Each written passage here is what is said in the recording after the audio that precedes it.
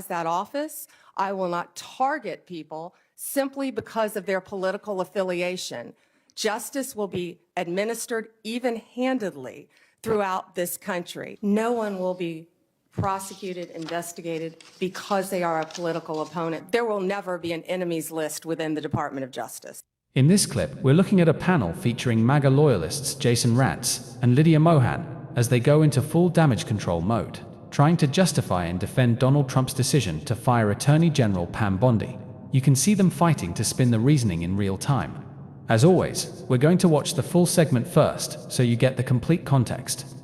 I'll hold my commentary, my perspective, and my breakdown until the end, so we can react to everything together. Let's get into it. Fired in less than a month. This time it's Pam Bondi, who is officially out as Attorney General. Deputy Attorney General Tad Blanche will now take over as acting AG.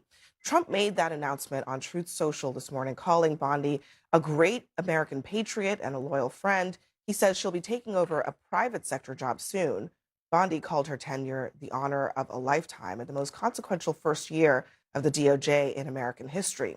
But sources tell CNN that Trump had grown frustrated on multiple fronts, one of them being that she hadn't investigated or prosecuted enough of his political opponents. But it wasn't for lack of trying. Trump had called for prosecutions into Letitia James, Adam Schiff, James Comey, but all of those efforts have so far fallen flat. The department had also opened investigations into a number of Trump's other political opponents, including Bill Clinton, former CIA Director John Brennan, and Fed Chair Jerome Powell.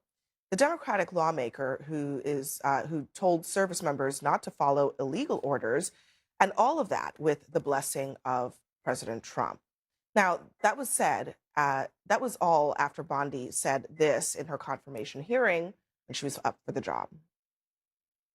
I will not politicize that office. I will not target people simply because of their political affiliation. Justice will be administered even-handedly throughout this country. No one will be prosecuted, investigated because they are a political opponent. There will never be an enemies list within the Department of Justice. Our sources also say that Trump had grown frustrated with Bondi's handling of the Epstein files. Here's a recap of how that went over the last year. The DOJ may be releasing the list of Jeffrey Epstein's clients. Will that really happen? It's sitting on my desk right now to review.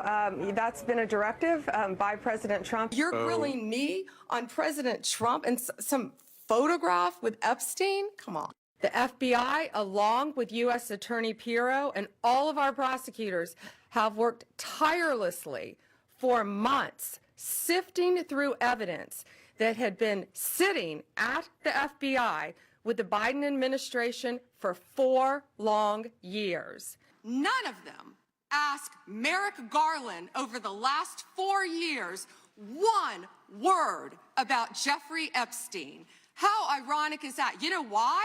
Because Donald Trump, the Dow right now is over, the Dow is over $50,000. I don't know why you're laughing.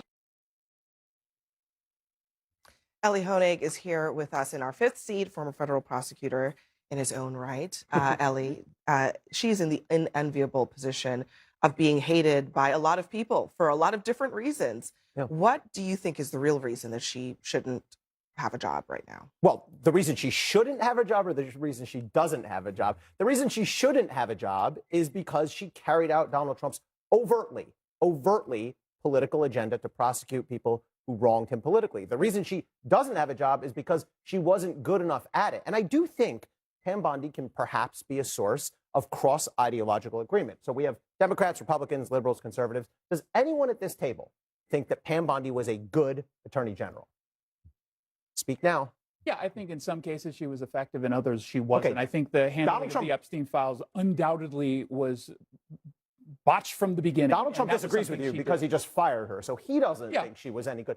Well, no, he's not saying that she had a failed first year, clearly. Oh, it's a ringing endorsement. Done it a long time ago. I mean, clearly, she didn't do what he wanted to get done in that particular position over the course of the year. But that doesn't mean that there were any successes. What's the best thing she did? Specifically at crime, crime is down. She's been making a point to go after actual criminals, including cartel-tied cells in this country. She also was the head of the AG's office, as we actually went after the Antifa groups that people pretended didn't exist for about 6 years. These are great talking those points. are Let me give you some stats. It's truth.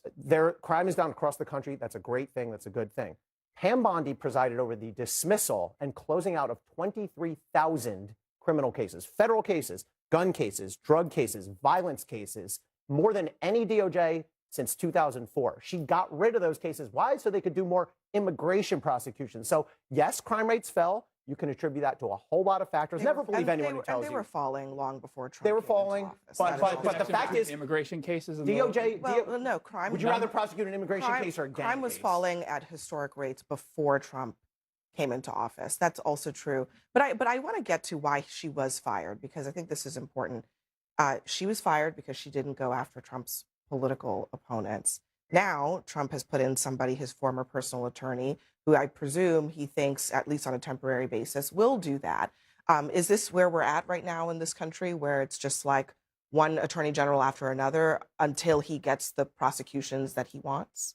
Well, I think that's a certain conclusion that you could jump to. I mean, yeah, this is the second cabinet figure in a few weeks who's been fired. I think most Republicans would look at that, though, and say, look, Trump is eager to find somebody who is competent.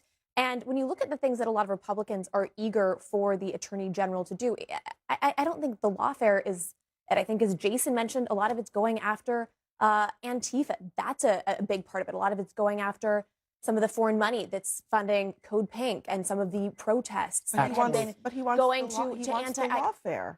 I mean, is that appropriate? Well, so so no, but I wouldn't frame it that way. The same way that you guys didn't frame it when Steve Bannon was targeted. Come on, no Democrat sent out a tweet asking to prosecute 3 specific people. You had people who said that you wanted to throw specific Donald post Trump from a Democrat? in jail, and you wanted to take him off of a ballot so he Who are couldn't these people? run for Who are these president. people? The entire state of Colorado and the Democratic Party. Okay, so clearly, this idea, the framing, I think your point is a valid one when it comes to that is very optics. different from the Why? president directing his attorney general in public, mind you, as he did. Pam, I've reviewed the 30 statements.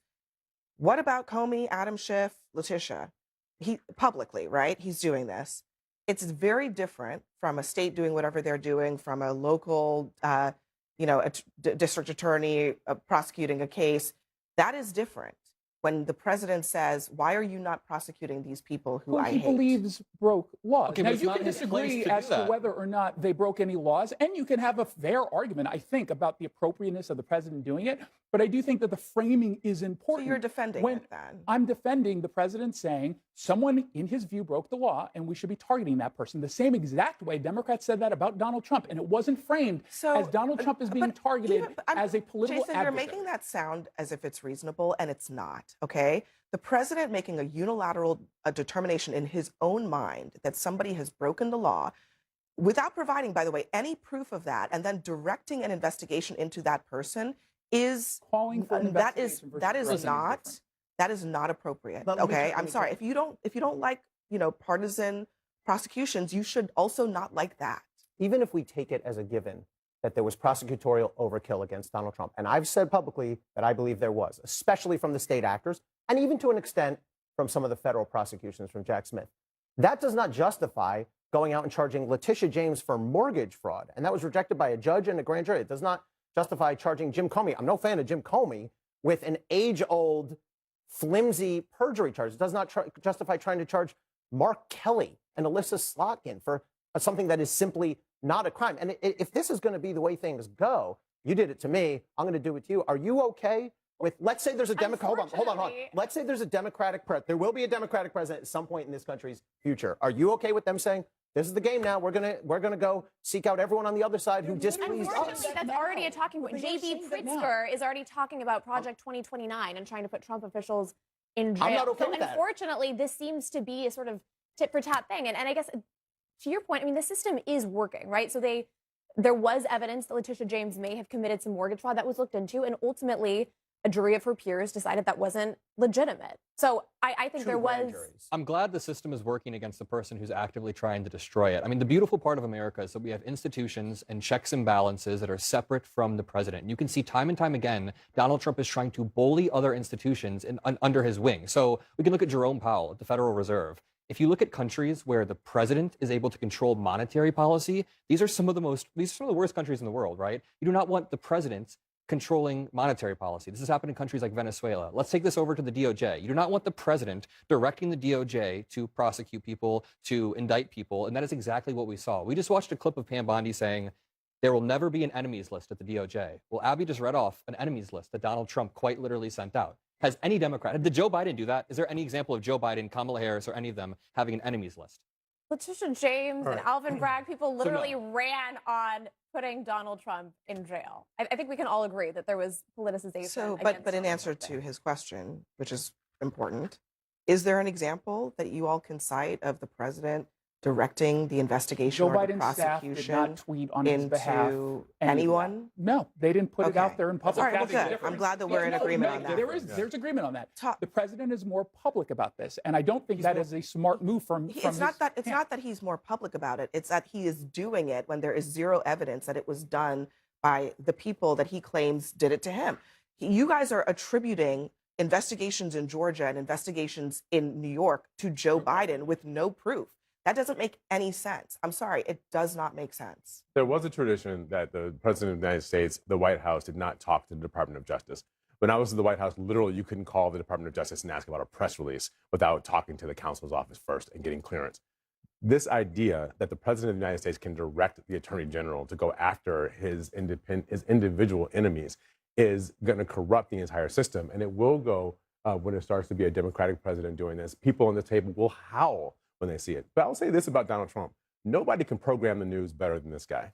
He flailed last night. Last night, he gave a horrible speech. He's bad at doing it. I understand why he doesn't do it, because he wasn't very good at it. He didn't give us any headline about the war. And this morning, he dropped this news about Pam Bondi. And now the headline of the news is about Pam Bondi, and we're not talking about that bad speech he gave about last night. Don't worry, we'll be talking about the war coming up. Let me play, this is Todd Blanche at CPAC a couple of days ago, just to give you a sense of what kind of positioning he is in going into this new role.